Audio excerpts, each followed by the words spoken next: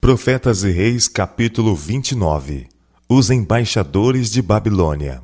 Em meio ao seu próspero reinado, o rei Ezequias foi subitamente acometido de fatal enfermidade. Enfermo de morte, seu caso estava além do poder do auxílio humano. E o último vestígio de esperança pareceu removido quando o profeta Isaías surgiu perante ele com a mensagem: Assim diz o Senhor: põe em ordem a tua casa, porque morrerás e não viverás. Isaías capítulo 38, verso 1. A perspectiva parecia extremamente negra. Contudo, o rei podia ainda orar àquele que até ali havia sido seu refúgio e fortaleza, socorro bem presente na angústia. Salmo 46, verso 1. E assim ele virou o rosto para a parede e orou ao Senhor, dizendo: Ah, Senhor, sê servido de te lembrar de que andei diante de ti em verdade e com coração perfeito, e fiz o que era reto aos teus olhos. E chorou Ezequias muitíssimo. 2 Reis, capítulo 20, versos 2 e 3. Desde os dias de Davi, não havia reinado rei que atuasse tão poderosamente para o erguimento do reino de Deus num tempo de apostasia e desencorajamento como o fizera Ezequias. O agonizante rei havia servido ao seu Deus fielmente e tinha fortalecido a confiança do povo em Jeová como seu supremo Senhor. E como Davi, podia agora suplicar: Chegue a minha oração perante a tua face, inclina os teus ouvidos ao meu clamor, porque a minha alma está cheia de angústia e a minha vida se aproxima da sepultura. Salmo 82, versos 2 e 3. Pois tu és a minha esperança, Senhor Deus. Tu és a minha confiança desde a minha mocidade. Por ti tenho sido sustentado. Não me rejeites no tempo da velhice. Ó Deus, não te alongues de mim. Meu Deus, apressa-te em ajudar-me.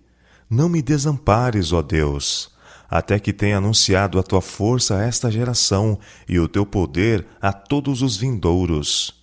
Salmo 71, versos 5, 6, 9, 12 e 18. Aquele cujas misericórdias não têm fim, ouviu a oração de seu servo.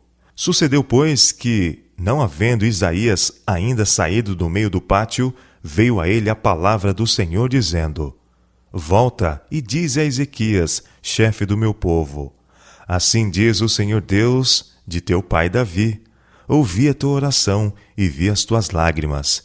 Eis que eu te sararei.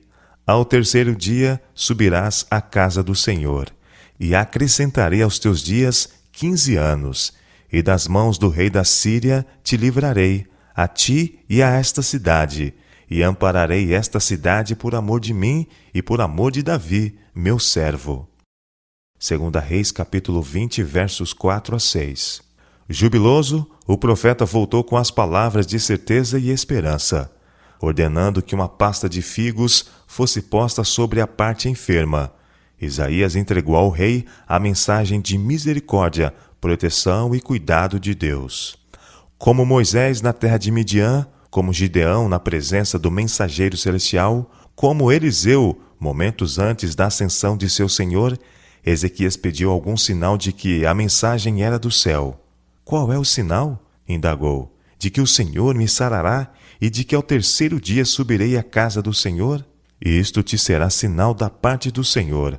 O profeta respondeu: de que o Senhor cumprirá a palavra que disse: Adiantar-se-á a sombra 10 graus, ou voltará 10 graus atrás? É fácil, disse Ezequias, que a sombra decline 10 graus. Não, mas volte a sombra 10 graus atrás. Unicamente por interposição direta de Deus, poderia a sombra no quadrante solar voltar atrás 10 graus. Isso devia ser sinal a Ezequias de que o Senhor tinha ouvido sua oração. Concordando, o profeta Isaías clamou ao Senhor e fez voltar a sombra 10 graus atrás, pelos graus que já tinha declinado no relógio de sol de Acás. 2 Reis, capítulo 20, versos 8 a 11. Restaurada sua antiga força, o rei de Judá reconheceu em palavras de cântico as misericórdias de Jeová e fez um voto de despender os restantes dias de sua vida em voluntário serviço ao Rei dos Reis. Seu grato reconhecimento do compassivo trato de Deus para com ele é uma inspiração a todo que deseja gastar seus anos para a glória de seu Criador. Eu disse: na tranquilidade de meus dias, ir-me-eis às portas da sepultura. Já estou privado do resto dos meus anos. Eu disse: já não verei mais o Senhor na terra dos viventes, jamais verei o homem com os moradores do mundo. O tempo da minha vida se foi, e foi removido de mim como choça de pastor. Cortei como tecelão a minha vida, como que do tear me cortará. Desde a manhã até a noite me acabarás. Eu sosseguei até a madrugada. Como um leão, quebrou todos os meus ossos. Desde a manhã até a noite me acabarás. Como o grou ou a andorinha, assim eu chilreava, e gemia como a pomba. Alçava os meus olhos ao alto. Ó Senhor, ando oprimido. Fica por meu fiador? Que direi? Como me prometeu, assim o fez. Assim passarei mansamente por todos os meus anos, na amargura de minha alma. Ó Senhor, com estas coisas se vive, e em todas elas está a vida do meu espírito. Portanto, cura-me e faze-me viver. Eis que para minha paz eu estive em grande amargura. Tu, porém, tão amorosamente abraçaste a minha alma, que não caiu na cova da corrupção, porque lançaste para trás das tuas costas todos os meus pecados. Porque não pode louvar-te a sepultura, nem a morte glorificar-te, nem esperarão em tua verdade os que descem à cova. Os vivos, esses te louvarão, como eu hoje faço. O Pai aos filhos fará notória a tua verdade. O Senhor veio salvar-me, pelo que, tangendo em meus instrumentos, nós o louvaremos todos os dias de nossa vida na casa do Senhor. Isaías capítulo 38, versos 10 a 20. Nos férteis vales do Tigre e do Eufrates habitava um antigo povo, que, embora nesse tempo estivesse sujeito à Síria, estava destinado a governar o mundo. Havia entre esse povo homens sábios que davam muita atenção ao estudo da astronomia, e quando notaram que a sombra do quadrante solar havia regredido 10 graus, ficaram grandemente maravilhados. Seu rei, Merodach-Baladã, tendo sido informado de que este milagre se realizara como um sinal ao rei de Judá de que o Deus do céu lhe havia assegurado nova etapa de vida, enviou embaixadores a Ezequias, a fim de com ele se congratular por seu restabelecimento e se informar, se possível, mais a respeito do Deus que realizava tão grande maravilha.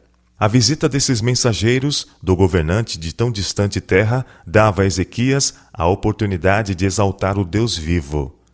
Quão fácil lhe teria sido falar-lhes de Deus, o sustentador de todas as coisas criadas, por cujo favor sua própria vida tinha sido poupada, quando todas as outras esperanças haviam desaparecido. Que momentosas transformações poderiam ter tomado lugar, tivesse esses pesquisadores da verdade, vindo das planícies da Caldeia, sido levados ao conhecimento da suprema soberania do Deus vivo. Mas o orgulho e a vaidade tomaram posse do coração de Ezequias, e em exaltação própria expôs aos olhos cobiçosos os tesouros com que Deus havia enriquecido o seu povo. O rei lhes mostrou a casa do seu tesouro, a prata e o ouro, e as especiarias, e os melhores ungüentos, e toda a sua casa de armas, e tudo quanto se achava nos seus tesouros. Coisa nenhuma houve, nem em sua casa, nem em todo o seu domínio, que Ezequias lhes não mostrasse. Isaías capítulo 39, verso 2. Não foi para glorificar a Deus que ele assim procedeu, mas para exaltar-se aos olhos dos príncipes estrangeiros. Ele não se deteve na consideração de que esses homens eram representantes de uma poderosa nação que não tinha o temor nem o amor de Deus no coração, o que era uma imprudência fazê-los seus confidentes quanto às riquezas temporais da nação. A visita dos embaixadores a Ezequias foi um teste de sua gratidão e devoção. O relato diz: contudo, no negócio dos embaixadores dos príncipes de Babilônia, que foram enviados a ele, A perguntarem acerca do prodígio que se fez naquela terra, Deus o desamparou para tentá-lo, para saber tudo o que havia no seu coração. 2 Crônicas, capítulo 32, verso 31. Tivesse aproveitado a oportunidade que lhe era dada de testemunhar do poder, bondade e compaixão do Deus vivo, o relatório dos embaixadores teria sido como luz espancando as trevas. Mas ele se engrandeceu a si mesmo acima do Senhor dos Exércitos. Mas não correspondeu Ezequias ao benefício que se lhe fez, porque o seu coração se exaltou. 2 Crônicas, capítulo 32, verso 25. Quão desastrosos os resultados que se deviam seguir!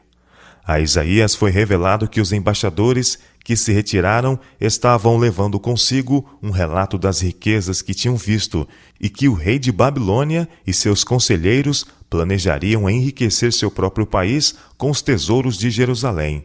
Ezequias havia pecado gravemente, pelo que veio grande indignação sobre ele e sobre Judá e Jerusalém.